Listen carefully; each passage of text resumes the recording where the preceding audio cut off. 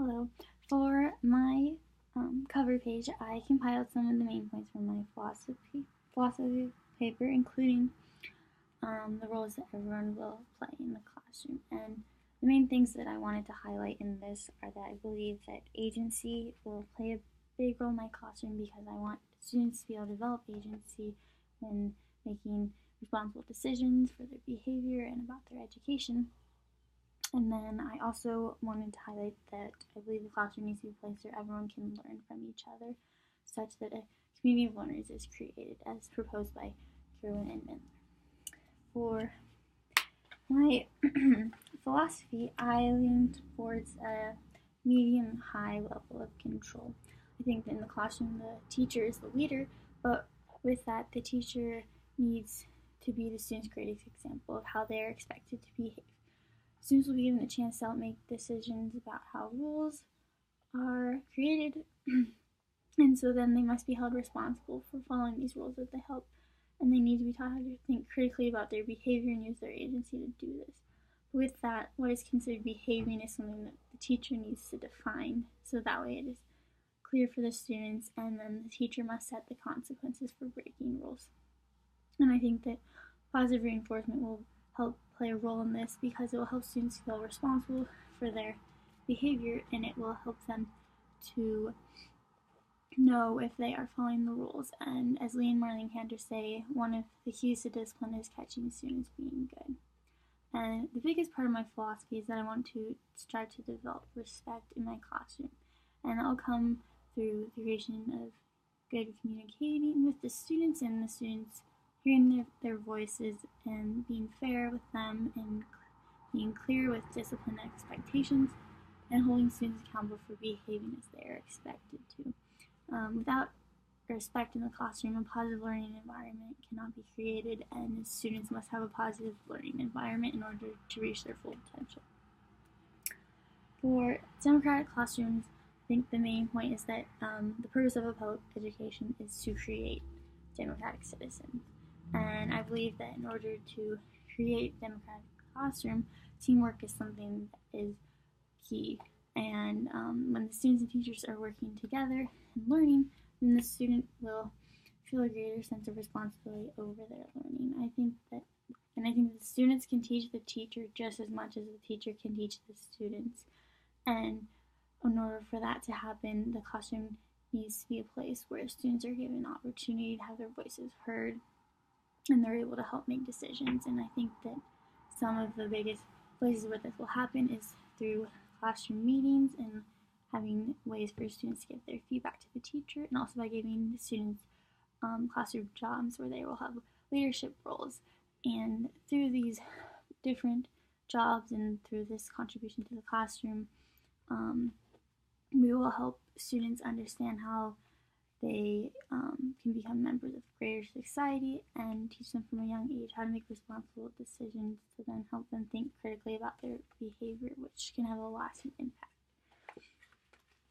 For motivation, I think that it will be important to give students some extrinsic motivation through points or tokens, and that lead to rewards, especially at the beginning of the year. But I also think it's important to help your students learn how to become intrinsically motivated just by their desire to learn. And I think some ways of doing this are just by making learning more engaging and interactive through integrated lessons with like music and art, and then also by giving students choices about their education, how they want to present what they've learned. And then I also think that verbal and written praise can be a huge motivator to students. Positive discipline is a big part of my philosophy because, as Kieran and Miller proposed, positive reinforcement can help students learn how to make responsible choices about their behavior and their education. And I think it'll be very valuable for students to learn how to be motivated in these different ways, so that way they can learn the real world value of their learning and see beyond the day-to-day assignments. For rules and procedures, I think it is important to just set a few broad rules that the students must follow, and then teach them how to responsibly apply these rules in different situations throughout the classroom. This can be done through class discussions and by posting the rules in the classroom. And then I think one of the biggest things is to remind the students a lot of the rules, so that way they are given many chances to choose to behave. And it's also very important, as I mentioned before, for the teacher to model this behavior that is expected of them. And along with motivation, I think that positive consequences can be effective at helping students behave, whether this be verbal praise or a physical reward. And with negative consequences, I think it is most important that we be consistent with how they are enforced and how they are carried out, so that students can see that the teacher is considerate of them and not just thinking about everyone else. And then with prevention, along with setting rules, it is important to consider how we can prevent certain situations, and we must organize the classroom. So in order to create a positive learning environment, there needs to be organization in how the procedures are done. And a positive learning environment will be created when the students can see that the teacher cares about them. And I think some ways the teacher can show this is through talking to them by name and by incorporating their interests into the classroom, and by considering their different personalities and how this will impact their learning. And in my philosophy, I talk about how students need to learn how to communicate with the teacher. The teacher must set up the classroom in order to foster this communication. And the teacher is the leader of the classroom. Because of this, the teacher must be positive and enthusiastic, because the students will feed off of this, and this can help students have a positive attitude, which will lead to them behaving better and learning, and it will create the kind of environment where students will be set up for success in all areas. For intervention, for mild, talking about if a student seems bored and unengaged, I thought that the teacher could put their name in a math problem or read a book about something that interests them, so that the student can see that the teacher wants them to be a part of the lesson and wants them to be engaged. For moderate, talking about a student who has a hard time getting ready for work, I thought that a good way to help this would be through creating a routine for them, making sure that they know what they're supposed to be doing, and they can help create this routine so that way they feel that they're doing things that they want to do. And then the teacher can post this for them on their desk and just help them to stick to this routine, so that way they know what they're supposed to be doing and they are being prompted to do the right thing.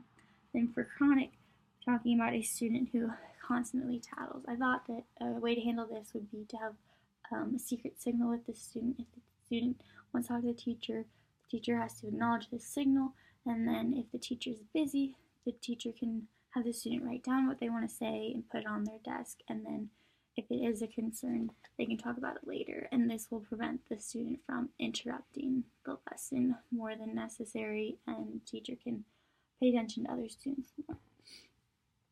And then finally, for my classroom map, I tried to create a classroom to maximize the flow and minimize distractions and chaos.